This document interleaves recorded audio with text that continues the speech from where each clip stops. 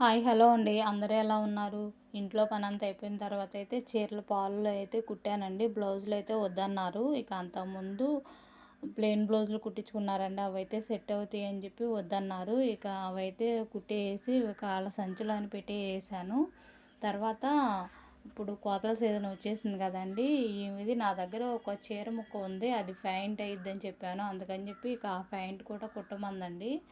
తర్వాత ఇక పిల్లలకి ఇంట్లో ఏమీ తినడానికి లేవని చెప్పి గవ్వలైతే చేస్తున్నాను. మొన్న కరగబెట్టిన నెయ్యి ఉంటే అదైతే మళ్ళీ వేడి చేసి కొంచెం సాల్టు ఆ నెయ్యి వేసి కలిపేసానండి. పిండి ఎక్కువసేపు నానితే గవ్వలు అనేది చక్కగా మెత్తగా ఉంటాయి. అందుకని చెప్పి ఇక పిండి కలిపేసి పక్కన పెట్టేసాను. ఈలోపు అయితే అంతకుముందు ప్రమిదాలు కడిగి ఆరబెట్టానండి.